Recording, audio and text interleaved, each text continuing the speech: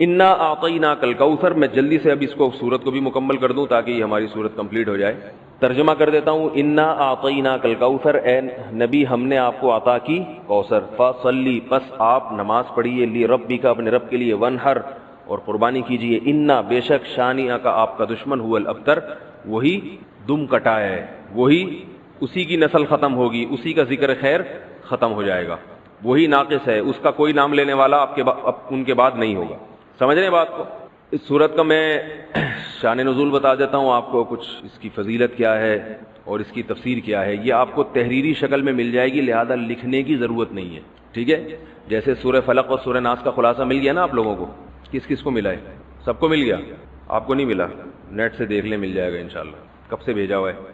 اس کے بعد اذا جاء نصر اللہ قل یا ایھا الکافرون، ان صورتوں کے بھی آپ کو خلاصے سورہ اخلاص کا مل جائے گا انشاءاللہ. تو یہ جو بھی بتا رہا ہوں یہ بھی تحریری شکل میں آپ کو دے دیا جائے گا. اس صورت کا شان نزول یہ ہے کہ رسول اللہ صلی اللہ علیہ وسلم کو اللہ تعالیٰ نے حضرت خدیجہ سے دو بیٹے دیے تھے. ایک کا نام تھا قاسم اور ایک کا نام تھا ابراہیم. آپ صلی اللہ علیہ وسلم کی جتنی بھی اولاد ہوئی ہے صرف حضرت خدیجہ سے ہوئی ہے. حضرت خدیجہ کے علاوہ آپ کی اولاد کسی اور زوجہ سے نہیں ہوئی. حضرت خدیجہ سے 4 بیٹیاں تھیں اور 2 بیٹے. ایک بیٹے کا نام قاسم، دوسرے کا نام ابراہیم. قاسم کی جب ولادت ہوئی ان کا بھی انتقال ہو گیا، اور ابراہیم کی ولادت ہوئی تو ان کا بھی انتقال ہو گیا. عرب میں نرینہ اولاد کی بڑی اہمیت تھی، کیونکہ انسان کا نسب اس کی نرینہ اولاد سے چلتا ہے، بیٹیوں سے نہیں چلتا. بیٹیاں تو غیروں کی ہوتی ہیں، رخصتی ہو کے دوسروں کے ہاں چلی جاتی ہیں، ان کے نسل میں اضافہ کرتی ہیں، ان کی نسل بڑھاتی ہیں. اپنے شوہر اور اپنے شوہر کے ددیال کی نسل میں اضافہ کریں گی. وہ اپنے باپ کی نسل میں اضافہ کون کرتا ہے؟ بیٹا. کیونکہ نسب کس سے چلتا ہے؟ باپ سے چلتا ہے، سوائے بلاول بھٹو کے. بلاول بھٹو کے بارے میں کہتا ہوں کہ بلاول بھٹو اسلامی تاریخ، غیر مسلموں کے ہاں تو ماں سے چلتا ہے جو نیچر کے خلاف ہے، لیکن اہل اسلام میں، اسلامی تاریخ میں سوائے بلاول بھٹو کے آج تک کوئی ایسا شخص پیدا نہیں ہوا جس کے نسب اور خاندان ماں سے چلتا ہو. بلاول بھٹو زرداری کے بیٹے ہیں، مگر خاندان ان کا کیا کہلاتا ہے؟ قوم جو آخر میں لگتی ہے وہ بھٹو کہلاتی ہے، حالانکہ وہ بھٹو ان کی والدہ تھی، ان کے والد محترم بھٹو نہیں. تو سیاست میں انہوں نے نسب ہی کو بگاڑ دیا اپنا. سمجھ رہے بات کو؟ تو یہ سیاسی لوگ اتنے خطرناک ہوتے ہیں کہ یہ اپنے باپ کے نسب کو بدل دیتے ہیں سیاست کے چکر میں، کیونکہ زرداری لگے گا تو ووٹ نہیں ملیں گے، ووٹ بھٹو کے نام کو کیش کرانا ہے. خیر، تو رسول اللہ صلی اللہ علیہ وسلم کے 2 بیٹے ہوئے، دونوں کا انتقال ہو گیا. عرب میں بے اولادی کو بھی معیوب سمجھتے تھے، کیونکہ آپ کی نسل چلے گی بیٹوں سے، اور بیٹے ہیں جو باپ کی بہت زیادہ عزت کا ذریعہ بنتے ہیں. بیٹیوں کے اپنے فضائل ہیں، لیکن ظاہر ہے نسل بیٹیوں سے نہیں چلتی. تو جب نبی صلی اللہ علیہ وسلم کے دونوں بیٹے مر گئے، دنیا سے چلے گئے، تو عاص ابن وائل بہت بڑا دشمن تھا اہل اسلام کا، وہ اور قریش، دیگر قریش، وہ یہ کہنے لگے کہ محمد صلی اللہ علیہ وسلم معاذ اللہ ابتر ہیں. کیا مطلب؟ ان کی نسل ختم، اور ان کا نام لینے والا ان کے بعد دنیا میں کوئی نہیں ہوگا، کیونکہ بیٹے ہی نہیں ہیں. تو ریاض کون رکھے گا؟ اولاد ہی نہیں ہے، باپ دادا کے نام کون لے گا؟ اولاد تو ہے ہی نہیں، بیٹیاں ہیں. سمجھ رہے بات کو؟ آپ صلی اللہ علیہ وسلم کو اس طعنے سے تکلیف ہوتی تھی، تو اس پر یہ صورت نازل ہوئی کہ اے نبی، آپ کا ذکر ختم نہیں ہوگا، آپ کی روحانی اولاد بہت ہوگی. باقی اللہ نے آپ کو بیٹا کیوں نہیں دیا، یہ دیا تو اٹھا کیوں لیا، اس کی حکمت ایک اور مقام پہ بیان کی گئی ہے، وہ میں بتاتا ہوں آپ کو بعد میں. لیکن بتایا گیا کہ اے نبی، آپ کا ذکر ختم نہیں ہوگا، بلکہ یہ جو کہہ رہے ہیں نا کہ آپ کو خیر نہیں ملی، ابتر اسے کہتے ہیں جس کے نسل میں یا جس کو، کیونکہ جس کی اولاد نہیں ہے نا اس کو یہ سمجھا جاتا ہے، اور حقیقت بھی ایسا ہی ہے کہ بہت بڑی خیر سے محروم ہو گیا. وہ بڑھاپے میں خدمت کے لیے نہیں ہے، کاروبار سنبھالنے کے لیے کوئی نہیں ہے، دین کے مشن کو آگے لینے کے لیے، چلانے کے لیے نہیں ہوگا، اور تذکرہ نسل میں نہیں ہو سکے گا. تو یہ ساری بھلائیوں سے انسان محروم ہو جاتا ہے. تو نبی کو تسلی دی گئی، انا اعطینا الکوثر، اے نبی ہم نے آپ کو خیر کوثر کہتے ہیں خیر کثیر کو، بہت زیادہ بھلائیاں ہم نے آپ کو عطا کر دی ہیں. کوثر سے نہر کوثر تو ہے، لیکن کوثر کا جو لغوی مطلب ہے، ڈکشنری میں جو مطلب ہے وہ کیا ہے؟ اصل میں حوض کوثر کو نہیں کہتے، بلکہ کسے کہتے ہیں؟ خیر کثیر. اے نبی ہم نے آپ کو خیر کثیر عطا کی ہے، جس میں کیا ہے؟ نبوت، عزت، آپ کا قیامت تک تذکرہ ہوتا رہے گا. یہ ساری چیزیں ہم نے آپ کو عطا کر دی ہیں، لہذا ان کے تانوں سے پریشان ہونے کی ضرورت نہیں ہے. ان کے نرینہ اولاد ہوگی تو بھی ان کا تذکرہ نہیں ہوگا، اور آپ کے نرینہ اولاد نہ ہو کے بھی آپ کی روحانی اولاد قیامت تک باقی رہے گی اور آپ کا تذکرہ بہت زیادہ ہوتا رہے گا. یہ خیر کثیر ہم نے آپ کو عطا کی ہے. پھر اسی خیر کثیر میں سے ایک خیر حوض کوثر بھی ہے، جس کا نام کوثر اس لیے رکھا گیا کہ وہ ایک پانی کی نہر ہے جو نبی صلی اللہ علیہ وسلم کو قیامت کے دن دی جائے گی، اور آپ صلی اللہ علیہ وسلم خود بھی اس سے پئیں گے اور اپنے امتیوں کو بھی اس سے پلائیں گے. اس پانی میں بھی اللہ نے خیر کثیر رکھی ہے. وہ خیر کثیر کیا ہے وہ ابھی انشاءاللہ میں بتاؤں گا. تو اس کا مصداق یعنی یہ آیت منطبق ہوتی ہے حوض کوثر پر بھی. ٹھیک ہے، تو یہ تو اس کا شان نزول ہے کہ اللہ نے بتا دیا کہ یہ جو آپ پر طنز اور طعنے کر رہے ہیں یہ لوگ ہیں جن کی نسل ہے ختم ہونے والی. ان کا نام لینے والا کوئی بھی نہیں ہوگا. بڑے بڑے سرداروں کے نام تو لیا جاتا ہے ان کا آج، لیکن اچھے جذبے سے نہیں لیا جاتا. ان کا نام برائی کے طور پہ لیا جاتا ہے. یہ تو اس صورت کا ہو گیا شان نزول. اس صورت کی فضیلت کیا ہے؟ حدیث میں آتا ہے، صحابہ کہتے ہیں کہ ہم بیٹھے ہوئے تھے رسول اللہ صلی اللہ علیہ وسلم کے ساتھ مسجد میں. آپ صلی اللہ علیہ وسلم پر ایک دم کچھ غنودگی سی طاری ہوئی، بے ہوشی کی کیفیت طاری ہوئی جیسے وحی میں ہوتی تھی. تو اس کے بعد جب آپ صلی اللہ علیہ وسلم بالکل بیدار ہوئے ہیں، نارمل حالت میں آپ صلی اللہ علیہ وسلم آئے ہیں، تو بڑے خوش تھے اور آپ صلی اللہ علیہ وسلم نے اس صورت کی تلاوت کی. اللہ کے نبی پر جب وحی آتی تھی نا تو جیسے ہی آپ صلی اللہ علیہ وسلم ہوش کی حالت میں آتے تھے تو فوراً ان آیتوں کی تلاوت شروع کر دیا کرتے تھے تاکہ میں بھول نہ جاؤں. تو آپ نے فوراً بسم اللہ الرحمن الرحیم پڑھا اور انا اعطیناک الکوثر فصلی لربک وانحر ان شانئک هو الابتر. یہ آیتیں نازل ہوئیں اور آپ نے فوراً ان آیتوں کی تلاوت شروع کر دی. جب یہ شروع ہوئی تو صحابہ نے پوچھا یہ کوثر کیا چیز ہے؟ آپ صلی اللہ علیہ وسلم نے فرمایا میرے رب نے مجھے بشارت دی ہے کہ قیامت کے دن مجھے ایسی نہر ملے گی. وہ نہر ایسی ہے کہ اس کے جو پیالے ہیں جس سے لوگ پانی پئیں گے وہ چاندی کے ہیں، اور ان کی تعداد ان پیالوں کی گلاسوں کی اتنی ہے جیسے آسمان کے ستارے، اور اس نہر کا پانی برف سے زیادہ سفید ہے اور شہد سے زیادہ میٹھا ہے. اور میری امت میں کوئی بھی اس کا پانی پیے گا تو اسے کبھی بھی پیاس نہیں لگے گی. میدان حشر میں جو لوگوں کا سب سے بڑا مسئلہ ہوگا وہ پیاس ہوگا، سب سے بڑا مسئلہ. اور کہتے ہیں سمندروں کا پانی بھی اگر پی لے کوئی ساتوں سمندروں کا تو اس کی پیاس نہیں بجھے گی. تو میرے اللہ نے مجھے یہ نہر دی ہے، جو میرا امتی اس سے پی لے گا اسے کبھی بھی ہمیشہ کے لیے اس کی پیاس ختم ہو جائے گی. پھر آپ صلی اللہ علیہ وسلم نے فرمایا اسی موقع پر اسی حدیث میں کہ کچھ میری امتی آئیں گے حوض کوثر سے پانی پینے کے لیے، فرشتے انہیں وہاں سے ہٹائیں گے، دھتکاریں گے. میں کہوں گا کہ یہ میرے امتی ہیں تو فرشتے کہیں گے کہ آپ کو علم نہیں ہے ما احدثوا بعدک، کہ انہوں نے آپ کے بعد بدعتیں ایجاد کر لی تھی. ہیں تو آپ کے امتی مگر انہوں نے آپ کے دین میں تبدیلیاں کر لی تھی. جو دین آپ ان کو دے کر گئے تھے اس پر انہوں نے قناعت نہیں کی، اپنی طرف سے اس میں اضافے کیے، ایڈیشن کہتے ہیں نا، بہت ساری چیزیں بڑھا لی انہوں نے. تو اس میں وعید بھی آپ صلی اللہ علیہ وسلم نے بتا دی کہ حوض کوثر سے بدعتی کو پانی پینے کی توفیق نہیں ملے گی. تو یہ تو اس صورت کی فضیلت ہو گئی. اللہ تعالیٰ نے رمضان کی جو حکمت بیان کی وہ تو بار بار آپ علماء سے سنتے رہتے ہیں، لعلکم تتقون، تاکہ تمہارے اندر تقوی پیدا ہو. انسان یہ چاہتا ہے کہ اپنی خواہشات پوری کر کے خوش ہو، لیکن دنیا میں کوئی بھی شخص ایسا نہیں گزرا جس نے اپنی تمام خواہشات اس دنیا میں پوری کر لی ہوں. سمجھ رہے ہیں بات کو؟ دنیا میں کوئی بھی ایسا شخص نہیں گزرا جس نے اپنی ساری خواہشات پوری کر لی. کچھ نہ کچھ معاملہ اٹکتا ہی رہتا ہے. اور انسان کامیاب وہ نہیں ہے جس کی خواہشات پوری ہو جائیں. یہ دنیا کی سب سے بڑی بھول ہے. جو یورپ سے جو کلچر آ رہا ہے، امریکہ سے جو کلچر آ رہا ہے، وہاں سے جو سوچ ہمارے معاشرے میں آ رہی ہے وہ یہ سوچ ہے کہ جس کے پاس اسباب زیادہ ہوں، وسائل زیادہ ہوں، وہ زیادہ خوش و خرم زندگی گزار سکتا ہے.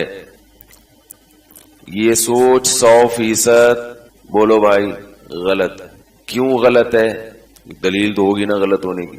ایسے ہی تو نہیں بیٹھ کے پھینکتے رہو، کچھ بھی بولتے رہو، وہ غلط ہے.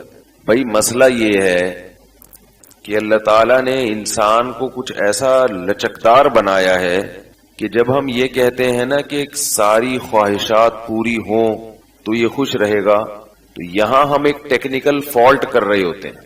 یعنی ایک ٹیکنیکل غلطی کر رہے ہوتے ہیں. یعنی ہماری اس بات میں ایک ٹیکنیکل فالٹ ہوتا ہے. وہ فالٹ یہ ہوتا ہے کہ ہم یہ بھول جاتے ہیں کہ ساری خواہشات کسی کی پوری ہو نہیں سکتی. اس لیے سوال یہ پھر پیدا ہوگا کیوں نہیں ہو سکتی. سوال پیدا ہوگا نا کیوں نہیں ہو سکتی بھائی. اس کا جواب یہ ہے کہ آپ جن چیزوں کو خواہشات سمجھ رہے ہو وہ خواہشات نہیں ہیں. خواہشات کی ڈیفینیشن ذرا مختلف ہے. آپ کو لفظ خواہش کو ڈیفائن کرنے میں غلطی ہوئی ہے. آپ یہ سمجھتے ہو کہ خواہشات نام ہے دولت کا، اچھے لباس کا، اچھی سواری کا، اچھے گھر کا. حالانکہ خواہشات اس کا نام نہیں ہے. خواہش نام ہے دل کی چاہتوں کا. بہت مشکل ہے بھائی سمجھا. دیکھو آپ کی خواہش تھی کہ میرا گھر اچھا ہونا چاہیے، ٹھیک ہے نا، گھر مل گیا آپ کو. آپ کا دل چاہتا تھا کہ میری گاڑی اچھی ہونی چاہیے، گاڑی مل گئی. میرے پاس عہدہ ہونا چاہیے، عہدہ مل گیا. میری صحت اچھی ہونی چاہیے، صحت مل گئی. میرے پاس دولت ہونی چاہیے، دولت مل گئی. تو یہ جو چیزیں آپ کو مل گئیں، تو اگر ان چیزوں کو ہم یہ سمجھیں کہ یہ خواہش ہیں تو خواہشات نہیں ہیں، یہ خواہشات کے تقاضے ہیں. خواہش نام ہے دل کی چاہت کا. وہ چاہتیں کبھی بھی ختم نہیں ہوتی. گھر ملنے کے بعد اگر چاہت ختم ہو جائے نا پھر تو آپ کی یہ والی خواہش پوری ہو گئی. اکثر گھر ملنے کے بعد اس سے بڑے گھر کی خواہش پیدا ہو جاتی ہے، اور اگر بڑے گھر کی نہیں بھی ہوئی تو کسی اور چیز کی پیدا ہو جاتی ہے. گھر مل گیا اب شادی بھی ہو جائے. کیا خیال ہے؟ شادی ہو گئی تو اولاد بھی ہو جائے، بیگم کا مزاج سیٹ ہو جائے. وہ کبھی بھی پیٹ بھر ہی نہیں سکتا. دنیا میں اگر کوئی پرسکون زندگی کی ڈیفینیشن یہ بیان کرے کہ جس کی ساری خواہشات پوری ہوں تو یہ ایسا ہی ہے جیسے کوئی یہ کہے کہ میں اس وقت خوش ہوں گا جب سورج مغرب سے نکل جائے. قرآن میں اللہ نے بتایا حتی یلج الجمل فی سم الخیاط. مشرک جنت میں اس وقت داخل ہوگا جب اونٹ سوئی کے ناکے سے گزر جائے. حالانکہ اونٹ سوئی کے ناکے سے جب اونٹ گزر نہیں سکتا، سوئی کا ناکا اتنا سا اور اونٹ اتنا بڑا، تو مطلب کیا ہے کہ مشرک جنت میں داخل. تو اگر سکون اس چیز کا نام ہے کہ آپ کی خواہشات پوری ہو جائیں تو اس کا مطلب سکون زندگی میں آپ کبھی حاصل کر ہی نہیں سکتے، کیونکہ خواہشات پوری، خواہش کہتے ہیں دل کی چاہت کو، چیزوں کے ملنے کو نہیں کہتے. اور جب تک دل ہے اس میں چاہتیں بولو بھائی رہیں گے. جیسے جب تک پیٹ ہے بھوک رہے گی کہ نہیں رہے گی؟ جب تک پیٹ ہے بھوک لگتی رہے گی. تو یہ جو انسان کی طبعی خواہشات ہیں یہ ختم نہیں ہوتی. پیٹ کا کام ہے روٹی کو دیکھ کے اس کی طرف طلب کرنا، دل کا کام ہے چاہنا، ہر وقت بھٹکتا رہے گا. دیکھ لو نا کبھی کس پہ آ رہا ہے کبھی کس پہ آ رہا ہے. یہی چل رہا ہے آج کل جو سیزن چل رہا ہے مارکیٹ میں. دل میں درد ہو رہا ہے کیا بھائی؟ اللہ خیر کرے. تو وہ دل پہ لے گئے. تو دیکھ لیں بھائی طبیعت خراب نہ ہو جائے. تو دل کا کام کیا ہے؟ چاہنا. اب چاہتیں اتنی اور یہ بھی ہے کہ چاہت پوری ہوئے بغیر سکون ملتا بھی نہیں ہے. کیا خیال ہے بھئی؟ آپ کا دل کسی چیز کا چاہ رہا ہے، للچا رہا ہے بار بار بار بار بار بار، تو کیسے سکون ملے گا آپ کو؟ تو اس کا حل کیا ہے کہ بھئی اپنی چاہتوں کو اللہ کی چاہت میں فنا کر دو. بھائی جس حال میں اللہ کو رکھنا چاہے گا میری چاہت یہی حالت ہے. بھائی اللہ مجھے جس حال میں رکھنا چاہے گا تو میری چاہت کیا ہے؟ میں یہی چاہتا ہوں کہ جس حال میں اللہ خوش ہے میں اسی میں رہنا چاہتا ہوں. اس سے فائدہ کیا ہوگا؟ زندگی پرسکون گزرنا شروع ہو جائے گی.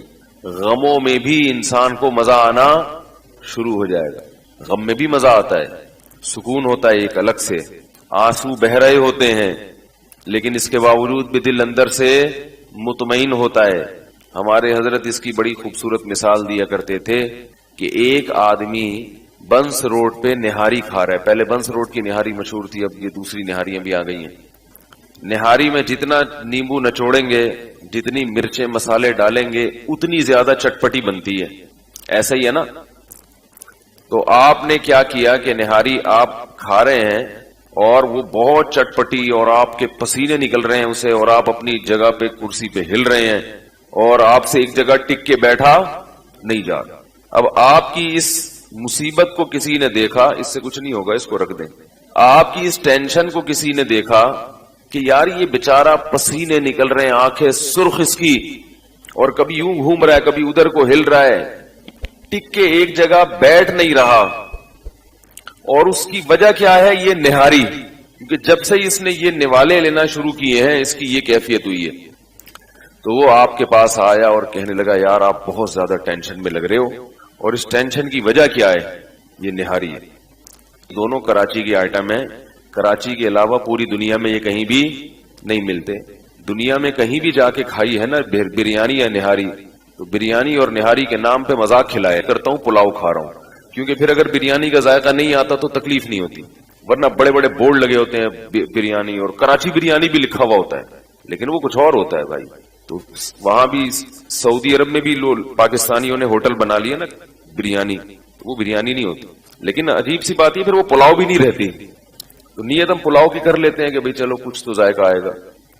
تو اب جناب اس شخص کی ٹینشن کو دیکھ کر کہ یہ اتنا مچل رہا ہے, ایک آدمی جائے اس کے پاس اور کہے کہ بھائی یہ ساری ٹینشن کی وجہ یہ ہے نہاری, تو ایسا کرو یہ مجھے دے دو, یہ ٹینشن مجھے دے دو, تم یہ ٹھنڈا پانی پی کے وہاں آرام سے بیٹھ جاؤ.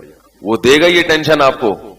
وہ کہے گا اس کے لیے تو میں انڈا موڑ سے ٹیکسی میں بیٹھ کے آیا ہوں اور پیسے خرچ کر کے یہ ٹینشن میں نے پالی ہوئی ہے, اس میں تو مجھے مزہ آ رہا ہے. وہ کہ مزہ آ رہا ہے تو آپ کو تو مسکرانا چاہیے, خوش ہونا چاہیے, کھلکھلا کے ہنسنا چاہیے. یہ آنسو کیوں نکل رہے ہیں, آنکھیں کیوں سرخ ہو رہی ہیں, اور یہ چہرہ سرخ کیوں ہو رہا ہے آپ کا, اور پسینے کیوں چھوٹ رہے ہیں؟ تو وہ جواب میں کہے گا یہ جتنے پسینے چھوٹیں, جتنی آنکھیں سرخ ہوں, جتنی اضطراب کی کیفیت ہو, اسی میں مزہ ہے, اسی ٹینشن میں کیا ہے؟ مزہ ہے. اور نیمبو نچوڑو اس میں, ٹھیک ہے نا, اور تھوڑا سا نچوڑو نیمبو. اس سے یہ بتانا چاہتے ہیں کہ دیکھو کسی کے ظاہر کو دیکھ کر آپ یہ فیصلہ نہیں کر سکتے کہ یہ اندر سے بھی کیا ہے؟ پریشان. اور کسی کی مسکراہٹ کو دیکھ کے یہ فیصلہ نہیں کر سکتے کہ یہ اندر سے بھی خوش ہے. کچھ لوگ مصنوعی مسکراتے ہیں, اداکاروں اور فنکاروں میں جو ہوتا ہے نا یہ مصنوعی مسکراہٹیں ہوتی ہیں. ٹی وی میں آنا ہوتا ہے تو مسکرا کے بات کرنی ہوتی ہے. ایکچولی آپ سے مل کے بڑی خوشی ہوئی, مسافہ کیا, کیمرے کا رخ جیسے ادھر آیا مسکرائے, کیمرہ وہیں گیا تو واپس اپنی. جیسے مرثیوں میں جو رو رہے ہوتے ہیں نا حضرت حسین کی یاد میں, جب کیمرہ آتا ہے تو زیادہ روتے ہیں, کیمرہ ادھر گیا تھوڑا سا رونا کم ہو گیا. تو جیسے رونے کی دو قسمیں ہیں ایسے ہی ہنسنے کی بھی دو قسمیں. تکلف الگ چیز ہے, دل کی راحت اور دل کی خوشی بولو بھائی الگ چیز. تو دل کی جو راحتیں ہیں اور دل کی جو خوشیاں ہیں وہ اپنی خوشیوں کو اللہ کی خوشی میں فنا کرنے میں حاصل ہوتی ہیں. لیکن بھائی سکون کس میں ہے؟ اپنی خواہشات کو کس کے حوالے کر دو؟ اللہ کے. جس حال میں رکھے اس حال میں کیا رہو گے بھائی؟ خوش رہو گے. تو اس سے اگر ٹینشن بھی ہوگی تو پھر بھی دل میں ایک عجیب سا اطمینان ہوگا. ڈپریشن کے مریض عام طور پر انسان پھر ایسی صورت میں نہیں بنتا. تو اللہ نے روزے فرض کیے تاکہ اپنی چاہتوں کو اللہ کی چاہت پر قربان. ابھی دل چاہ رہا ہے نا پانی پینے کا, نہیں پی رہے پانی. اس دفعہ کے روزے بڑے ٹف چل رہے ہیں, بہت دل چاہ رہا ہے پانی پینے کا لیکن نہیں پی پا رہے. پریشانی تو یعنی پیاس تو لگ رہی ہے, لیکن یہ تو نہیں کہ ڈپریشن کے مریض بن گئے. بھائی اللہ نے کہا یار اللہ ثواب دے گا اس پہ, ہم اسی پہ راضی ہیں. تو اللہ نے کسی کو پیسہ زیادہ دے دیا اس پہ خوش ہو جاؤ, بھائی دے دیا مجھے نہیں دیا میں کیا کروں بھائی, ٹھیک ہے نا. تو بس اللہ جس کو دینا چاہے.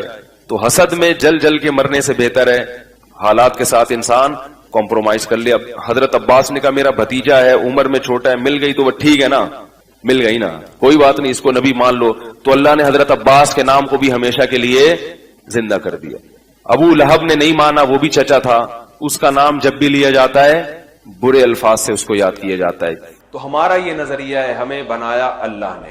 اب قرآن میں اس نے اپنا تعارف کروایا, اس قرآن میں وہ ہمیں بتاتا ہے کہ تم مرنے کے بعد ختم, تمہیں دوبارہ اور تم سے چند سوالات پوچھے جائیں گے. وہ اصل میں تو میرا ٹاپک تھا ان سوالات کو آپ کے سامنے پیش کر. وہ سوالات یہ پوچھے جائیں گے کہ تم نے 4 باتوں پہ عمل کیا کہ نہیں کیا. آپ نے کوئی سوال پوچھنا ہے تو پرچی پہ لکھ کے رکھ لیں تو زیادہ اچھا ہے. 4 باتوں پہ تم نے عمل کیا کہ نہیں کیا. اللہ نے کہا میں نے امتحان میں 100% کامیابی جن لوگوں کے لیے رکھی ہے وہ 4 سوالات حل کر کے آئیں گے تو 100% کامیابی. اور یہ چاروں لازمی ہیں, اس میں اور اختیاری نہیں. پہلا, اور یہ غیر مسلموں کے لیے نہیں ہے تو غیر مسلموں کے لیے بھی, لیکن وہ مانتے نہیں ہیں. تو پہلا یہ من اراد الآخرہ, ہر کام میں نیت اللہ کو خوش کرنے کی, آخرت کی کرنی. آپ ڈاکٹر بن کے مریضوں کا علاج کر رہے ہو, ٹھیک ہے, آپ پیسے کماؤ, آپ کا حق بنتا ہے, آپ کا بھی گھر بار ہے, آپ کا بھی چولہا ہے, کماؤ آپ, لیکن نیت انسانیت کی خدمت, کس کو خوش کرنے کے لیے؟ اس کا فائدہ یہ ہوگا کہ آپ مریضوں کے ساتھ ناانصافی نہیں کرتے, بس یہ فائدہ ہوگا.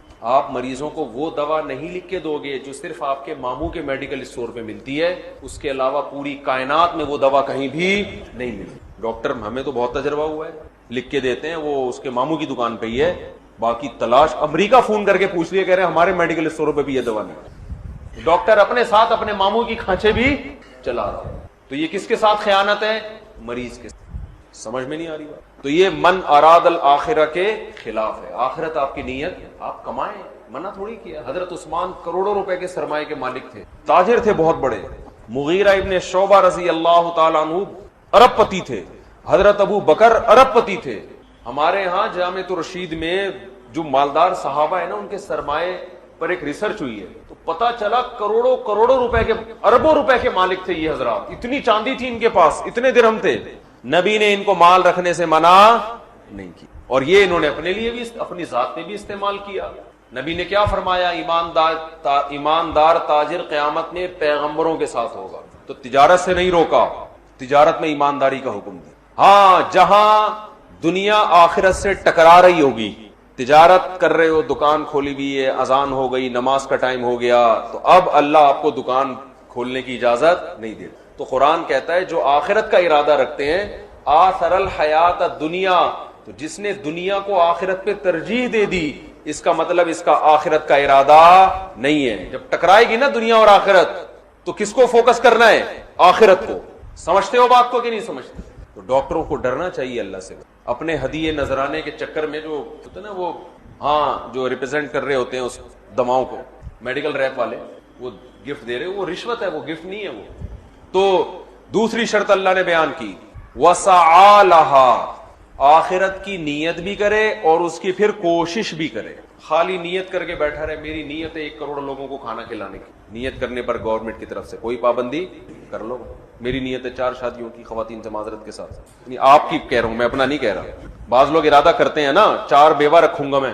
ہمارے ایک دوست ہیں بڑے بے تکلف ہیں, ایک دن مجھے کہنے لگے میں 4 شادیاں کروں گا بیوہ عورتوں سے, پتہ نہیں وہ کیوں. میں نے کہا بیٹھے رہو یہاں پہ, لیٹ جاؤ آرام سے. بھائی ہلے گا, چلے گا, پھرے گا, تلاش کرے گا, پھر پیسوں مال بڑھانے کی بھی پھر کوشش کرے گا نا. جب 4 کو پالنا ہے تو پیسہ بھی تو ہوگا نا. میں یہ جو میں نے کہا نا میری نیت ہے, یہ میرا نہ سمجھیں آپ, میں آپ کی مثال دے رہا ہوں. جیسے ڈاکٹر کہتا ہے نا, سخی کہتا ہے میری نیت ہے 1 کروڑ لوگوں کو کھانا کھلانے کی.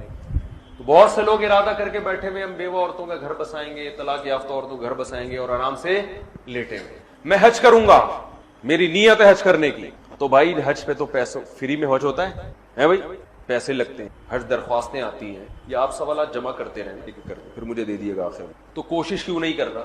میری نیت ہے تبلیغ میں 4 مہینے لگانے کی, تو اب تھوڑا ہل جل بھائی کچھ کر. 4 مہینے لگانے کے لیے گھر میں 4 مہینے کا راشن بھی ڈال. کیا خیال ہے؟ بچوں کی نگرانی کون کرے گا, اس کا انتظام کر. دوسری بات یہ کہ بیگم کے پاس کون رہے گا, اکیلی ہے, اس کا بھی انتظام کر. اس کو اپنی اماں کے گھر پہنچا دے خرچہ دے کے. سسرال کے خرچے پہ تبلیغ میں جانا ٹھیک نہیں ہے. اپنے خرچے, تبلیغ والے کہتے ہیں اپنا جان, اپنا مال, اپنا وقت. یہ نہیں کہ سسرال کا پیسہ, سسرال کی ٹینشن. بعض لوگ جا رہے ہوتے ہیں, بیگم کو ابا کے یہاں پہنچایا, خود 4 مہینے کے لیے نکل گیا. ابا کہتا ہے میں کم وقت رخصت اس لیے کیا تھا کہ تو کھلائے گا اس کو. وہ ایک صاحب مجھے ملے چند دن, ابھی میرا سوات میں بیان تھا نا, وہ ایک صاحب نے کہا میں 1 سال تبلیغ میں لگا کے آیا ہوں, میرے بچے بگڑ گئے. تبلیغ میں تو سال ضرور لگائے, لیکن اگر بچے 15, 16, 17 سال کی عمر کے ہیں, جو بگڑنے کی عمر ہے, اس میں جب آپ بچے کو بالکل لاوارث چھوڑ کر جاؤ گے تو وہ تھوڑی تبلیغ میں وقت لگا رہا ہے, وقت تو آپ لگا رہے ہو.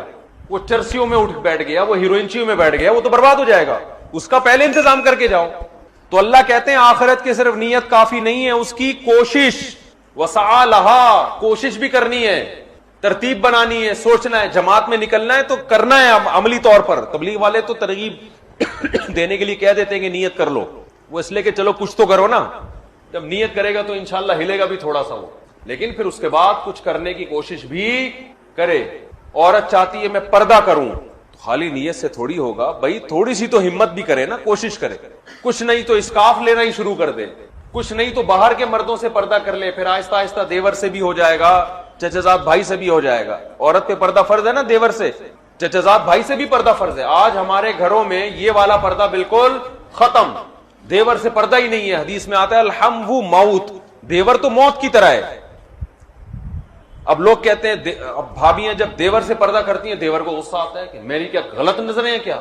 شریعت نے یہ نہیں کہا کہ جس کی نظریں غلط ہو اس سے پردہ کرو, جس کی غلط نظریں نہیں ہیں اس سے پردہ نہیں, کیونکہ نظروں کا کوئی لیبارٹری ایسی نہیں ہے کہ ڈاکٹر کو چیک کرائیں تو ڈاکٹر کہے گا یہ 2 نمبر نظریں ہیں. ڈاکٹر آنکھیں چیک کر کے یہ تو بتا سکتا ہے کہ نظر کمزور ہے یا 6/6 ہے, یہ نہیں بتا سکتا کہ یہ نظریں پاکیزہ ہے یا ناپاک ہے. یہ اللہ کا کام ہے, یہ ڈاکٹروں کا کام نہیں ہے. اس لیے اللہ نے جوان عورت کو حکم دیا کہ ہر جوان مرد سے پردہ کرے گا. ہاں, گھروں میں پردے کے احکام اس طرح نہیں ہوتے جیسے باہر ہوتے ہیں. جوائنٹ فیملی میں اگر عورت پردہ کرے گی, جو خواتین بیان سن رہی ہیں آج سے عزم کریں ہم انشاءاللہ ضرور پردہ کریں گے, کیونکہ اللہ نے کہا کامیابی کے لیے کوشش کرنا بھی ضروری. آج خواتین کی زندگیوں سے پردہ نکل گیا. یہ تو عورت کے لیے سب سے اہم, نماز کے بعد سب سے اہم حکم پردہ ہے عورت کے لیے, اور اس میں اللہ عورت کو فائدہ پہنچا رہے ہیں, مرد کا نقصان ہے اس میں. یورپ میں جو بے پردگی ہے اس میں مردوں کی عیاشی ہے, عورت کا بیڑا غرق ہو رہا ہے, اس میں عورت کا بیڑا غرق ہو رہا ہے. کوئی عورت کو بیوی بنانے کے لیے تیار نہیں ہے, سب گرل فرینڈ بناتے ہیں.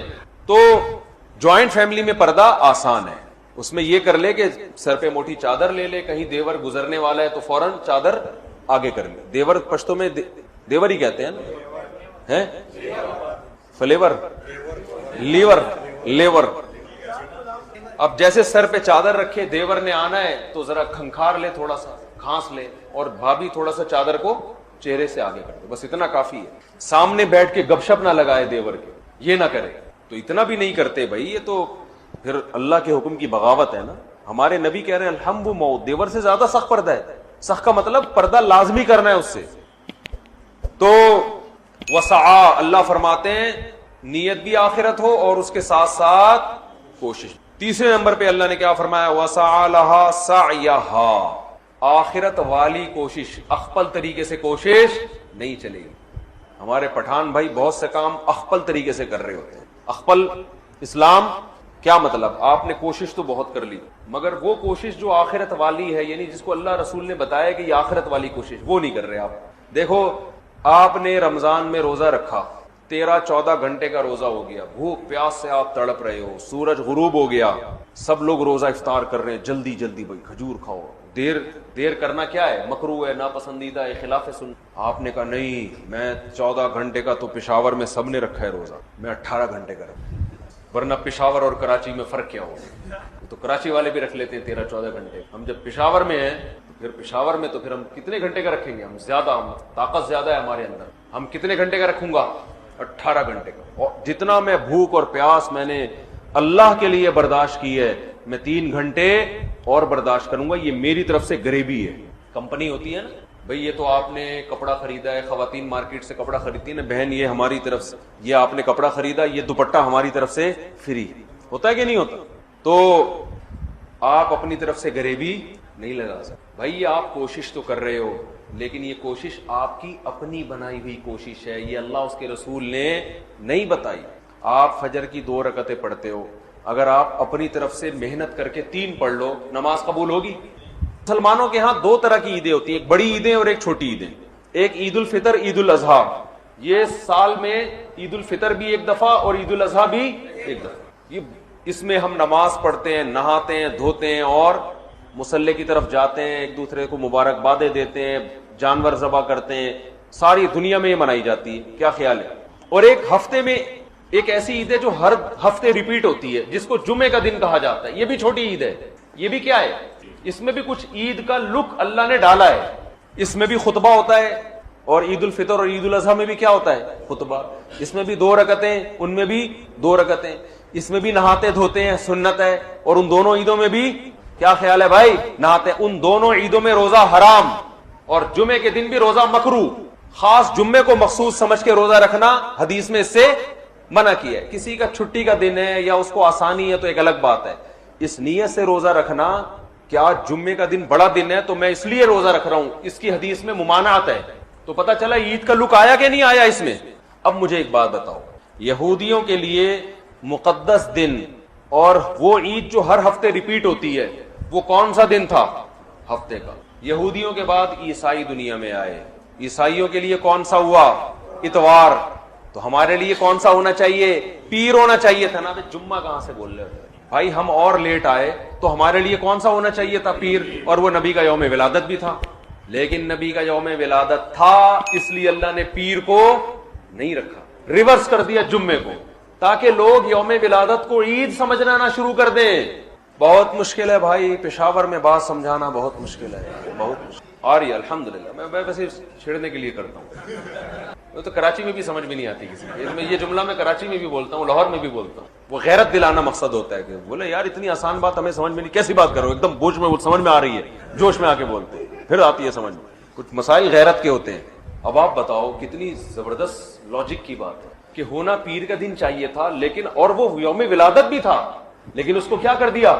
ریورس. اتنا کافی تھا اس امت کو سمجھانے کے لیے کہ نبی کا یوم ولادت میں عید نہ بنانا, اتنا کافی تھا. لیکن نبی نے ایک اور کام کیا.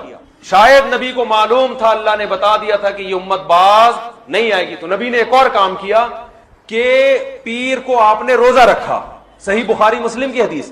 صحابہ نے پوچھا آپ روزہ کیوں رکھتے؟ فرمایا میرا یوم ولادت ہے. عید کے دن روزہ رکھنا جائز ہے؟ کیا مطلب روزے کا, عید کا جو تھوڑا سا بھی تصور تھا نا یوم ولادت میں, اس تصور کے بالکل کھرچ کے جڑ سے خاتمہ کر دیا کہ روزہ اور خوشی کا دن جمع نہیں ہو سکتے, اور آپ پھر یوم ولادت کو یوم عید کہہ رہے ہو. تو یہ وہ کوشش ہے جو اخپل کوشش ہے, یہ اللہ اس کے رسول کی بتائی ہوئی کوشش نہیں ہے.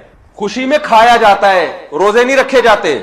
ہمارے نبی روزہ رکھے, تبھی آپ دیکھو سعودی عرب میں سب عرب اکثر روزہ رکھتے ہیں پیر کے دن, سنت ہے. ہمارے یہاں رواج نہیں ہے. جمعرات کا بھی رکھتے ہیں, پیر کا بھی. پیر کا جمعرات کا تو کسی بھی وجہ سے رکھ لیا, لیکن پیر کا اس لیے رکھا کہ یوم ولادت ہے میرا. تو خوشی میں کھانا کھایا جاتا ہے. روزہ تو کھانا پینے سے بچنے کا نام. اس کی میں دو مثالیں دے دیتا ہوں تاکہ اور سمجھ میں آ جائے. آپ کی شادی ہو گئی, فرض کرو, یعنی ماشاءاللہ فرض کرو شادی ہو گئی, دوست ملتے ہیں, یار سنا تیری شادی ہو گئی, خوشی میں کیا کھلائے گا؟ یہی کہتے ہیں نا. آپ نے کہا اتنی مجھے خوشی ہوئی ہے کہ کل صبح نہ میں ناشتہ کروں گا نہ تم ناشتہ کرنا, ہم کھانے سے کیا کریں گے؟ اوائڈ کریں گے. کہے گا تیرا باپ دنیا سے چلا گیا ہے جو غم میں نہیں کھا رہا تو. حدیث میں آتا ہے نا جس گھر میں میت ہوتی ہے تو لوگ غمزدہ ہوتے ہیں تو ان کو کھلاؤ جا کے, کیونکہ وہ کھا نہیں سکتے بیچارے, غم میں ہوتے, پکاتے نہیں ہیں. آپ کا بیٹا پاس ہو گیا امتحان میں اچھے نمبروں سے, لوگ پوچھتے ہیں بھائی بڑا مزہ آ رہا ہے یار, کیا کھلائے گا؟ آپ نے کہا ڈنر کا ناغا ہے, آج تم بھی رات کو بھوکے سو گے اور میں بھی. تبھی عید کے دن روزہ نہیں ہے بھائی. روزہ اور عید ایک دوسرے کے بالکل اپوزٹ ہیں, ضد ہیں. ہمارے نبی نے یوم ولادت میں روزہ رکھ کے بتا دیا کہ آج کا دن عید نہیں ہو سکتی.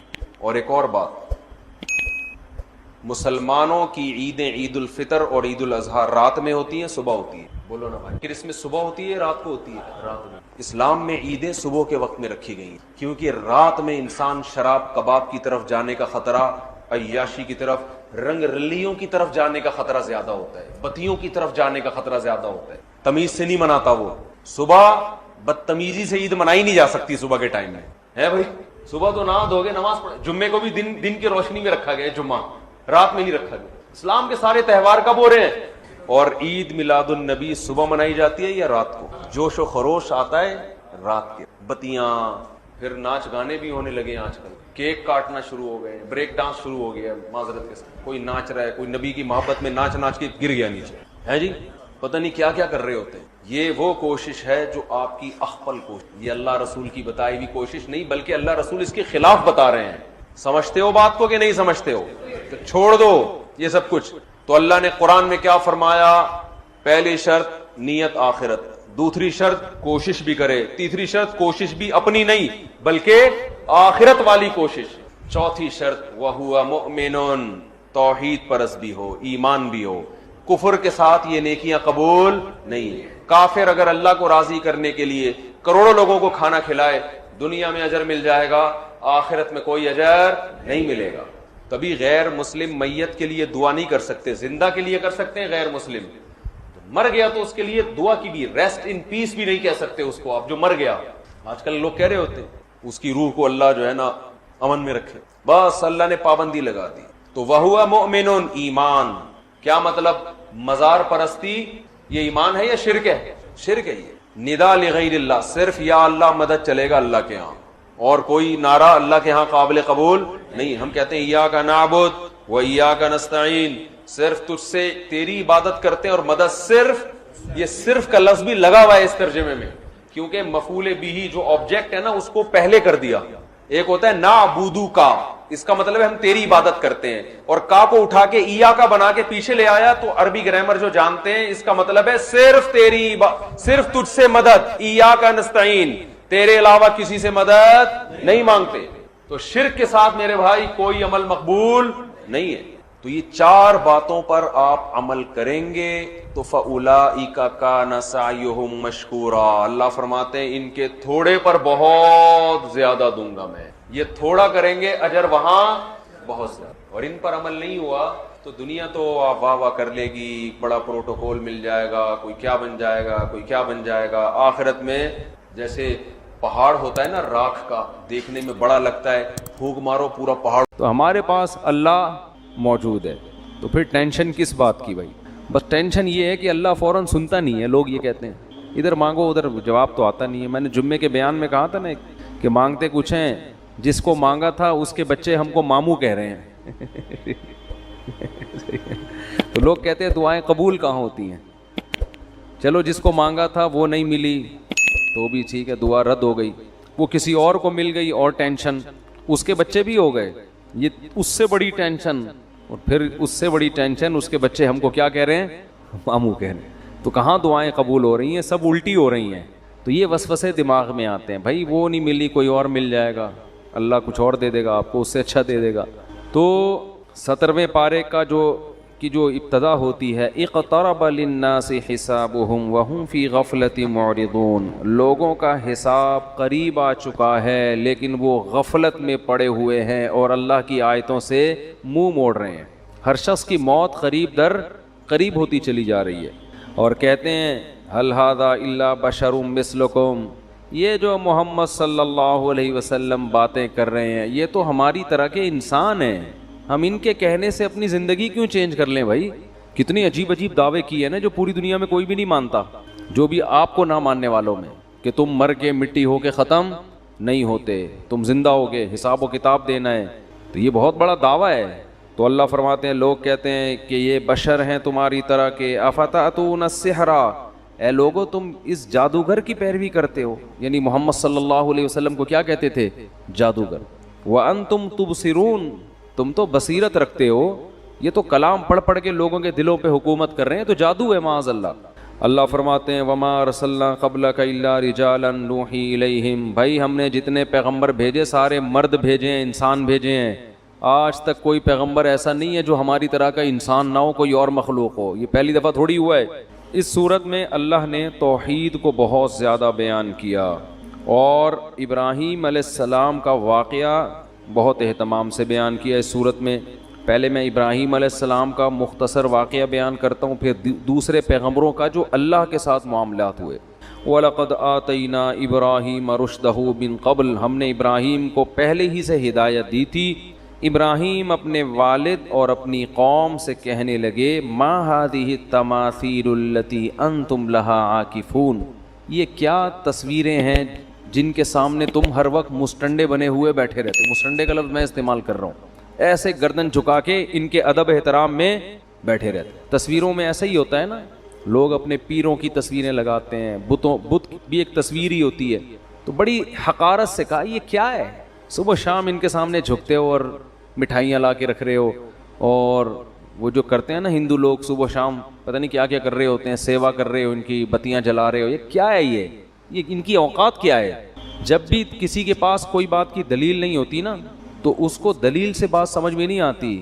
آپ اس کی اس شے کی تحقیر کریں گے تو بات سمجھ میں آئے گی. جیسے میں عاملوں کے بارے میں کہتا ہوں، ابے یہ کیا ہے, یہ بیکار جاہل قسم کے لوگ ہیں. یہ پٹھان ہوٹل سے 2 پراٹھے تو لا نہیں سکتے, یہ سنگ دل محبوب تمہارے قدموں میں لا کے ڈالیں گے.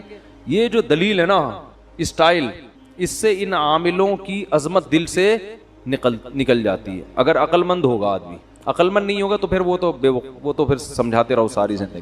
ابے ان پرچیوں میں کیا رکھا ہوا ہے جو تم گلے میں کالے کالے پٹے لٹکا کے گھومتے ہو. کل ایک صاحب اچھے بھلے موٹے تازے ہٹے کٹے, ان کے گلے میں نے ایک تعویذ دیکھا. میں نے ان سے کہا یہی اسٹائل تھا میرا, یہ کیا لٹکایا ہوا ہے یار, کالا پٹا ہندوؤں کی طرح. کہتے ہیں بھائی جائز تعویذ ہے. میں نے کہا جائز ناجائز کی بحث میں نے کی آپ سے, اچھا لگ رہا ہے یہ کالا پٹا گلے کے اندر لٹکایا ہوا یہاں پہ. چھوڑو, سنت پر عمل کرو. نبی اس رات کو سورہ فلق سورہ ناس پڑھ کے دم کیا کرتے تھے. جائز ناجائز کی بحث میں تو میں پڑھ ہی نہیں رہا نا. یہ اچھا لگ رہا ہے, یہ میں تو یہ پوچھ رہا ہوں, یہ اچھا لگ رہا ہے. یہ کیا پٹے گلوں میں ڈالے ہوئے, جانوروں کے گلے میں پٹے ہوتے ہیں یا مشرکوں کے گلے میں پٹے لگتے ہیں, وہ کالے دھاگے نیلے دھاگے. لوگوں کو دیکھا ہوگا نا, اپنے انگوٹھے پہ الگ دھاگا باندھا ہوا ہے, ادھر الگ دھاگا, ادھر امام ضامن, ادھر کچھ ادھر کچھ. او بھائی نیٹ کلین سیدھے سادے گھومو, کوئی ٹینشن ہو اللہ سے دعا مانگو, ختم. اور سنت کو فالو کرو. سنت میں کیا ہے, رات کو سونے سے پہلے 4 قل پڑھ کے دم کر لیا, آیت الکرسی پڑھ لی, سورہ بقرہ کا آخری حصہ پڑھ لیا, بس. اب بھی اگر جن آ رہا ہے تو اس کا مطلب یہ ہے کہ وہ جو ہے نا اب آئے گا لازم. وہ جن نہیں ہے, وہ کوئی اور چیز ہے, وہ جن, ٹھیک ہے نا. تو نہیں آئے گا جن چڑیل بھوت انشاءاللہ. یہ ان تعویذ گنڈے والوں کے زیادہ آتے ہیں جن چڑیل بھوت. تو میرا بھی یہی اسٹائل ہوتا ہے, کیا گلے میں جاہلوں کی طرح پٹے ڈال کے. وہ کہتا ہے کیا ناجائز ہے. وہ بھائی ناجائز کا فتویٰ میں نہیں دے رہا, لیکن یہ اچھا لگ رہا ہے آپ کے گلے میں تو چھوڑو, اس کو اٹھا کے پھینکو. ہمارے گلے میں دیکھا کبھی کوئی پٹا؟ اللہ کا شکر ہے ہمارے بچوں کے گلے میں کوئی پٹا نہیں ہے, کچھ بھی نہیں. آرام سے ہنسی خوشی الحمدللہ اللہ زندگی دے رہا ہے, اللہ کرے ایسا ہی ہو. اور عاملوں کے خلاف اتنا بولنے کے باوجود آج تک کوئی عامل ایسا نہیں ہے کوئی جن چڑیل بھیج کے مجھے کوئی نقصان پہنچا سکے. ان کمبختوں کے پاس کچھ ہے ہی نہیں. یہ تو بزدل لوگوں کے لیے اللہ نے ان لوگوں کو پیدا کیا ہے. تو اس لیے یہ پٹے مٹے کالے نیلے پیلے فلیتے پلیتے دھاگے یہ چھوڑ دو, یہ سب چیزیں, ٹھیک ہے, کچھ نہیں رکھا ان چیزوں میں. اللہ پہ اعتماد اور توکل کرو. اچھا بھائی, تو ابراہیم علیہ السلام نے فرمایا ما ہذہ التماثیل, یہ کیا تصویریں ہیں بھائی تمہارے ہاتھوں کی بنائی ہوئی. تو قوم جواب میں کہنے لگی کہ وجدنا آباءنا لہا عابدین, بھائی ہماری پرمپرا ہے یہ. آپ ہندوؤں سے کہیں نا ان بتوں کی کیوں عبادت کرتے ہو, تو وہ جواب میں کہتے ہیں بھائی جب ہم ہندو گھر میں پیدا ہوئے ہیں تو ہمارا خاندان اور ہمارا مذہب ہمیں گاڈ کی طرف سے کیا ملا ہے, یہی ملا ہے, تو اللہ ہم سے اسی پہ خوش ہے. یہ دلیل درست نہیں ہے. ایک عیسائی سے میں نے پوچھا یار تم کیوں اس مذہب کو فالو کرتے ہو؟ اس نے کہا کہ اگر اللہ کو مجھے مسلمان بنانا تھا تو اللہ مجھے مسلم گھر میں پیدا کر دیتا. جب اللہ نے مجھے کرسچن پیدا کیا ہے اس کا مطلب وہ اسی پہ خوش ہے. میں نے کہا اچھا بھائی. میں نے کہا اس کا مطلب ایک آدمی چوری کرتا ہے, آپ اس سے کہتے ہو کہ چوری کیوں کرتے ہو؟ وہ کہتے ہیں میرا خاندانی چور ہے. میں کس گھرانے میں پیدا ہوا؟ چوروں کے گھرانے میں. میرے ابا مسجد سے چپل چراتے ہوئے پکڑے گئے تھے, ماموں گھنٹی بجاتے ہوئے پکڑے گئے تھے, اور خالہ سٹا لگاتے ہوئے پکڑی گئی تھی. تو ہمارا تو خاندان ہی کیا ہے. تو اللہ کو اگر مجھے نیک بنانا تھا تو مجھے ڈاکوؤں کے گھر میں پیدا نہ کرتا. تو یہ دلیل درست ہوگی. تو جیسے عملی خرابی ہوتی ہے اسی طرح نظریے کی بھی خرابی ہوتی ہے. تو باپ دادا کی وجہ سے نہ عملی خرابی اختیار کرنے کی اجازت اور نہ نظریاتی خرابی. ہاں باپ دادا اگر خاندانی ہو پھر ان کو فالو کرنے کا حکم ہے. اس لیے کہ بہت سے لوگ نا یہ آیتیں ہمارے خلاف فٹ کر رہے ہوتے ہیں کہ تم اپنے باپ دادا کو مانتے ہو, ابو حنیفہ امام شافعی کو فالو کرتے ہو نبی کو چھوڑ کے. نبی کو چھوڑ کر ابو حنیفہ کو فالو کرنا ممکن ہی نہیں ہے, کیونکہ ابو حنیفہ اور نبی کا راستہ ایک ہی ہے. یہ ہے کہ قرآن و سنت کا ایک مطلب آپ نے سمجھا اور ایک مطلب ابو حنیفہ نے. ابو حنیفہ کی سمجھ پہ پوری امت گواہی دیتی ہے کہ وہ مجتہد تھے, آپ کی سمجھ پہ 4 آدمیوں کے علاوہ کوئی بھی نہیں مانتا. تو ایسے مجتہد کو فالو کرنا یہ قرآن و سنت ہی کو فالو کرنا ہے. ہاں مجتہد کی کوئی بات قرآن و حدیث کے خلاف ثابت ہو جائے اس میں مجتہد کو فالو کرنا جائز نہیں ہے, لیکن یہ ثابت ہر نتھو پھتو کا کام نہیں ہے. آپ اپنی عقل کی کمی کی وجہ سے یہ سمجھ رہے ہوتے ہو کہ ابو حنیفہ کا قول حدیث کے خلاف ہے. اصل میں آپ کی سوچ اور آپ کا علم کیا ہوتا ہے, ناقص ہوتا ہے. تو آپ اس کو تھوپ رہے ہوتے ہو پوری دنیا پر. خیر, تو ابراہیم علیہ السلام نے فرمایا کیا یہ ما ہذہ التماثیل، یہ کیا ہے؟ یہ نا توہین کے وقت ایسا کہا جاتا ہے. تو انہوں نے کہا ہم نے اپنے باپ دادا کو اسی پہ پایا. تو ابراہیم علیہ السلام نے فرمایا لقد کنتم انتم، بے شک تم بھی، و آباؤکم، تمہارے ابے دادے بھی، فی ضلال مبین، کھلی ہوئی گمراہی میں پڑے ہوئے تھے. اب پوری قوم ایک طرف، اکیلے ابراہیم ایک طرف. قالوا وجئتنا بالحق ام انت من اللاعبین، انہوں نے کبھی اتنے اسٹریٹ فارورڈ اپنے بتوں کے خلاف سنا نہیں تھا. فرسٹ ٹائم وہ یہ سن رہے تھے کیونکہ جس ماحول میں ابراہیم علیہ السلام پیدا ہوئے نا، وہاں تو سارے بتوں کی عبادت کرنے والے، ہمیشہ بتوں کا نام احترام سے لینے والے، بھگوان پہ چڑھاوے چڑھانے والے. فرسٹ ٹائم انہوں نے اتنا کانفیڈنس کے ساتھ یہ بات سنی تھی کہ تم بھی اور تمہارے باپ دادے بھی کیا ہیں غلط. تو وہ جواب میں کہتے ہیں اجئتنا بالحق ام انت من اللاعبین، اے ابراہیم آپ مذاق تو نہیں کر رہے ہمارے ساتھ؟ بعض دفعہ انسان مذاق میں ایسا بولو نا کہہ دیتے، ان کو اندازہ نہیں تھا کہ کوئی سیریسلی بھی ایسا کوئی بات کر سکتا ہے. اس سے پتہ چلتا ہے ماحول کیسا انسان کو تباہ کرتا ہے. سب ایک ہی گیت گانے لگتے ہیں بیٹھ کے. کیا آپ مذاق کر رہے ہیں؟ یہ حق پر ہیں. ابراہیم نے فرمایا نا میں مذاق نہیں کر رہا. ربکم رب السماوات والارض، تمہارا رب یہ نہیں ہے، وہ ہے جس نے آسمانوں اور زمین کو بنایا. وَأَنَا عَلَى ذَلِكُم مِّنَ الشَّاهِدِينَ، اور میں اس پر گواہ ہوں، میں گواہی دیتا ہوں کہ یہ خدا نہیں ہے. خدا کون ہے؟ جس نے آسمانوں اور زمینوں کو بنایا.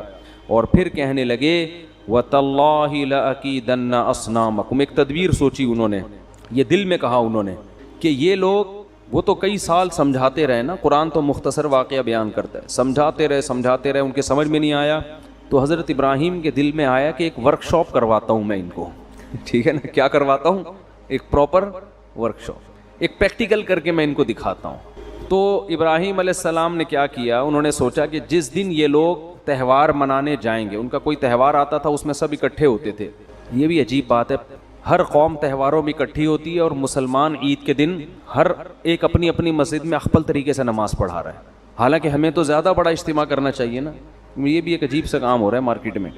تو انہوں نے کہا کہ میں دل میں کہا تاللہ لأکیدن اصنامکم، میں تمہارے بتوں کی گت بناؤں گا.